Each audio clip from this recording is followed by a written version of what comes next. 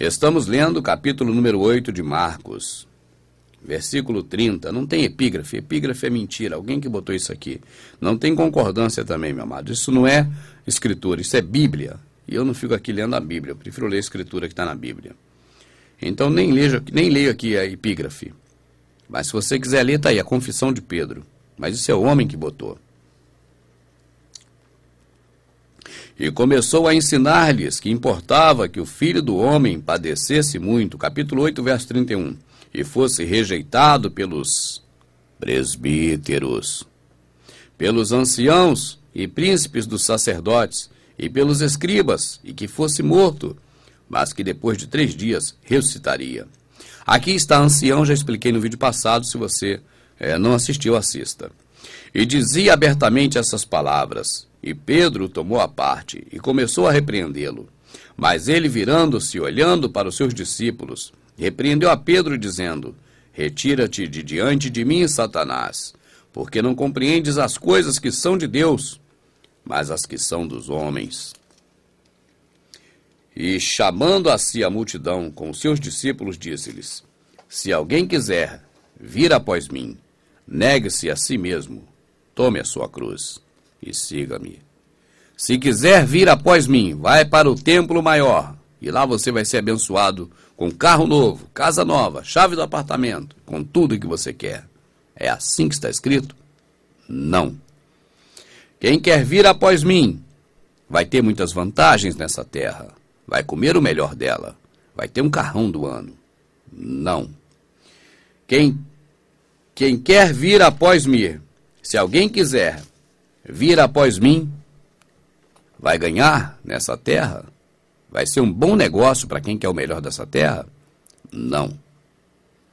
Mas quem quiser vir após mim, negue-se a si mesmo e tome a sua cruz e siga-me, porque qualquer que quiser salvar a sua vida, perdê-la-á. Mas qualquer que perder a sua vida por amor de mim e do evangelho das boas novas, esse a salvará. Pois que proveitaria o homem ganhar todo o mundo e perder a sua alma? Ou que daria o homem pelo resgate da sua alma? Porquanto, qualquer que entre esta geração adúltera e pecadora, se envergonhar de mim e das minhas palavras, também o Filho do Homem se envergonhará dele, quando vier na glória do seu Pai com os santos anjos. Dizia-lhes também: Em verdade vos digo, que dos que aqui estão, alguns há que não provarão a morte, sem que vejam chegado o reino de Deus com poder. E 6 dias depois, Jesus tomou consigo a Pedro e Tiago e João, e os levou a sós, em particular, a um alto monte, e transfigurou-se diante deles. E seus vestidos tornaram-se resplandecentes, em extremo branco como a neve, tais como nenhum lavadeiro sobre a terra os poderia branquear. E apareceu-lhes Elias com Moisés, e falavam com Jesus. Ué, Elias e Moisés, os mortos voltam? Quem disse que Elias morreu? E você viu Moisés morrendo? Eu não. Eu não vi sobre isso. E desceu uma nuvem que os cobriu com a sua sombra, e saiu da nuvem uma voz que dizia: Este é meu filho amado, a ele ouvi. Olha o conselho do pai, igual o conselho da mãe, né? A mãe falou assim: façam tudo conforme ele vos disser. A mãe. E o pai falou assim, ó: Este é meu filho amado, a ele ouvi. E tendo olhado em roda, ninguém mais viram, senão só Jesus com eles.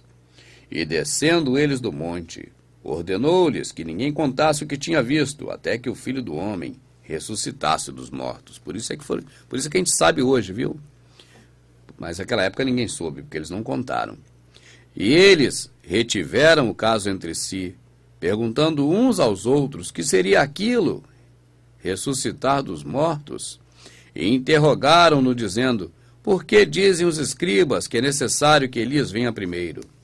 E respondendo ele, disse-lhes: Em verdade, Elias virá primeiro, e todas as coisas restaurará.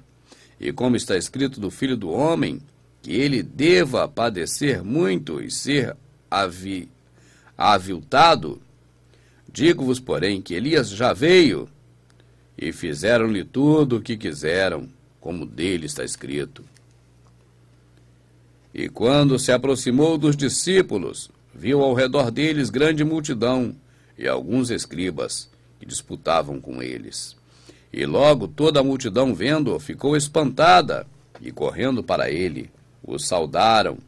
E perguntou aos escribas: o que é que discutis com eles? E um da multidão, respondendo, disse: Mestre, trouxe-te o meu filho, que tem um espírito imundo. Olha, um espírito mudo. E um da multidão, respondendo, disse: Mestre, trouxe-te o meu filho, que tem um espírito mudo. E este, onde quer que o apanha, o despedaça. E ele espuma, range os dentes, e vai se secando. E eu disse aos seus discípulos que o expulsassem, mas não o puderam. E ele, respondendo, disse-lhes: Ó geração incrédula, até quando estarei convosco? Até quando vos sofrerei ainda? Trazei-mo. E trouxeram-no, e quando ele o viu, logo o espírito o agitou com violência, e caindo, o endemoniado por terra, revolvia-se espumando. E perguntou ao pai dele: quanto tempo há que lhe sucede isso? E ele disse-lhe: desde a infância. E muitas vezes o tem lançado no fogo e na água para o destruir. Mas se tu podes fazer alguma coisa, tem compaixão de nós e ajuda-nos. E Jesus disse-lhes: se tu podes crer, tudo é possível ao que crer. E logo o pai do menino, clamando com lágrimas, disse: eu creio, Senhor, ajuda-me na minha incredulidade.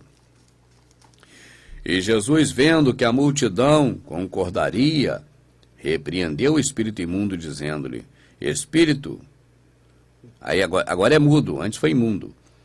Espírito mudo e surdo, eu te ordeno, sai dele e não entre mais nele.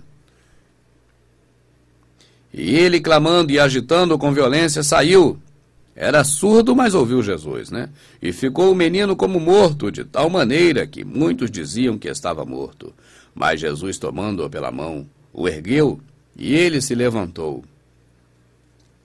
E quando entrou na casa, os seus discípulos lhe perguntaram à parte: por que não podemos nós expulsá-lo? E disse-lhe: esta casta não pode sair com coisa alguma, a não ser com oração e jejum. Ué, irmão Rubens, Jesus falou que esta casta de demônio não pode sair com coisa alguma, a não ser com oração e jejum? Essa casta de demônio só sai com oração e com jejum? O que é isso, irmão Rubens? Contradição? E agora, irmão Rubens, como é que o irmão se sai dessa? Irmão, tenho que lembrar você mais uma vez a mesma coisa, toda hora. Nós estamos lendo o Velho Testamento. Jesus não está falando para você. Para você, ele falaria como falou com aquela mulher. Lembra que ele falou assim: olha, não é para deitar a comida dos filhos aos cachorrinhos. Você entende? Quando ele falou para gentil, ele falou isso. O tratamento de Jesus com gentil era um, com Israel outro. Por quê? Porque ele era ruim? Não, porque ele era judeu. Ele tinha que cumprir a lei de Moisés. Quando ele está falando aqui, e disse-lhes, ele disse a quem? A você? Não. A mim? Não. Ele disse aos discípulos.